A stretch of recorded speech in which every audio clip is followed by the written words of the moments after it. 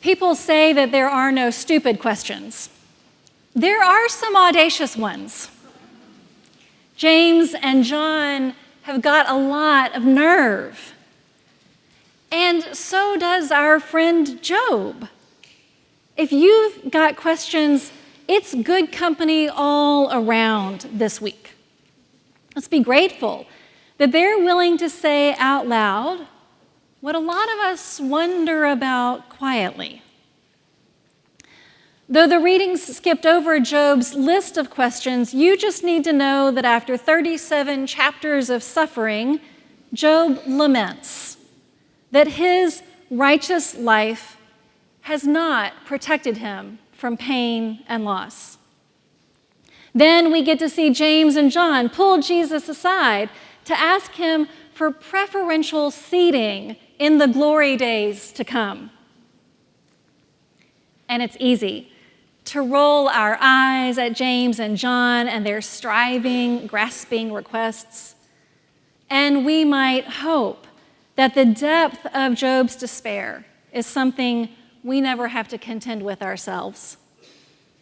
But of course, we understand that these old stories about humans and God are also always stories about us and God.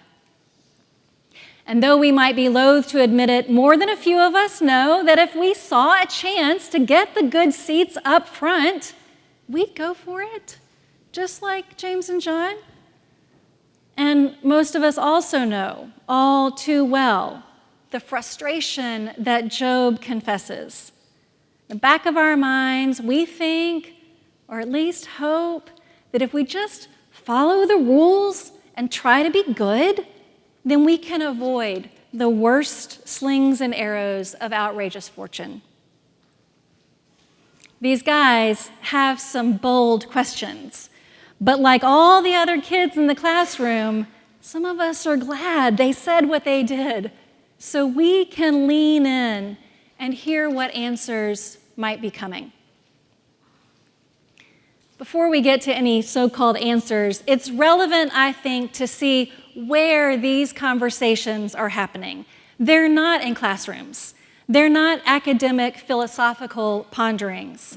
These aren't hypotheticals posed at a lively dinner table for debate.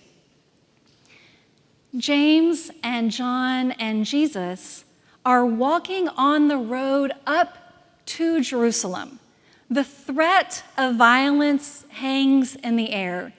Jesus has just told them about the terrible days that lie in store for him and for them. And Job, he's sitting on his heap of ashes, scraping his sores with a shard of pottery. He's been alternately silent, weeping, and finally shouting at God for a while now. All of their questions come from inside the whirlwind of the all-too-present world. And so again, just like we know something about the desires that drive the questions, we also know a little something about a world that feels overwhelming, that prompts this need to know. Too much chaos, too much violence, too little certainty. Even thousands of years later, that we might be tempted to say we've got nothing in common with any of these guys, we ought to pause and acknowledge how we fall into some of the same traps. Upon hearing about the horror to come for Jesus and his followers, James and John start scrambling for something that feels like safety, good positions and status, proximity to power. They want the grandeur, or at least to be able to grasp hold of the grandeur to come, as if that will help them endure the days between. And Job, who has lost everything, home, wealth, children, respect, security, starts his dialogue with God, arguing the point that he did everything he was supposed to do, and it didn't save him. We too show up with our striving and our justifications and with our audacious questions, because the world offers some pretty unanswerable days. It really is understandable, isn't it? In the face of confusion and hurt and violence and loss and the swirl of bad news on so many fronts, our human responses are pretty consistent over the centuries. We reach out and grab hold of anything we think might keep us afloat, anything that will give us a sense of control in a world that feels out of control. We want to claim the highest rung we can reach on the ladder of success, or if that's not available, then the high ground of self-righteousness will do. We want to imagine that we are not so small, that we will be batted around and battered by the storms of life. And from that uphill road to Jerusalem, and from the very center of the whirlwind, we hear back a pretty consistent answer. You don't know what you're asking. Who are you that darkens counsel without knowledge? It sounds a little harsh at first, especially from the quicksand we feel like we are standing in. But let's sit with this response for a few moments. What James and John and Job and all of us eavesdroppers are being reminded of is indeed our smallness, our limitations. James and John don't know what they're asking, and they don't know how difficult the cup will be to drink and how frightening the baptism will feel when it comes. Job is being asked to look up from his tragedy and to remember how vast the world around him really is and how it goes on, with or without him. Both of these hard conversations are conversations about scale and how we humans struggle to remember how much, actually, how little space we actually take up. And really, I understand that this sounds dismissive, yet this reminder that we are small can also come to us as a profound gift. The whirlwind and the feeling of overwhelm is real, especially when we believe that we are responsible for somehow reining it all in charge of making sure hurricanes and elections go one way and not another. When we believe that we can make illness and pain stay at bay by our good behavior and crossing our fingers. Being cut down to size serves to remind us that we are actually not responsible for figuring everything out.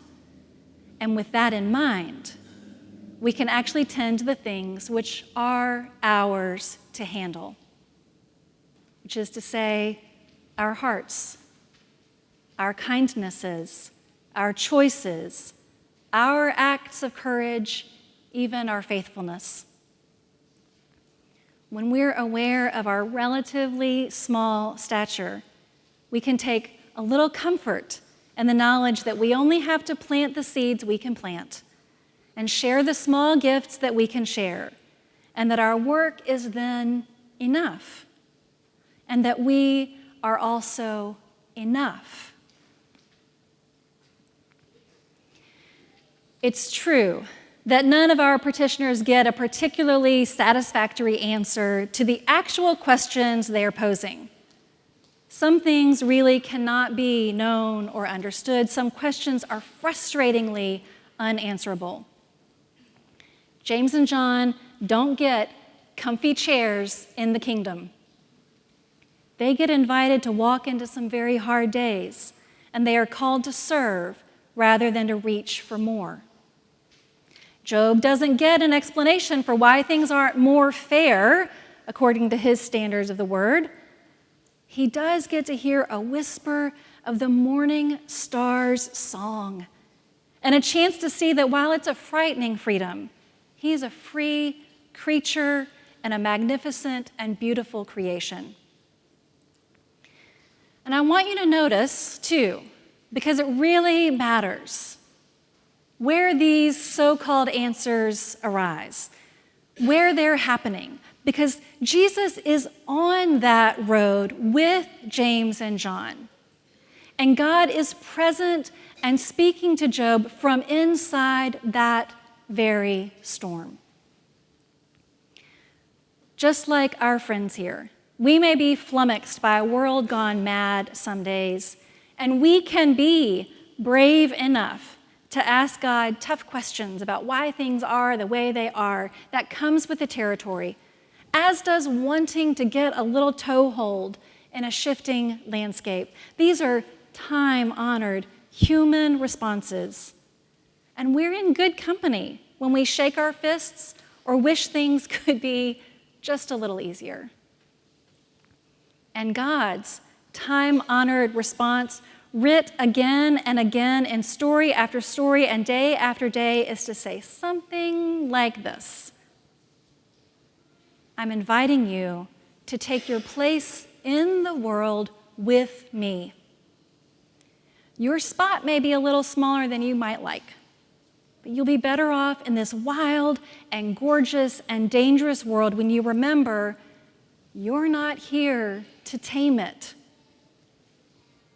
Can you love this little life of yours even when you can't run the whole show?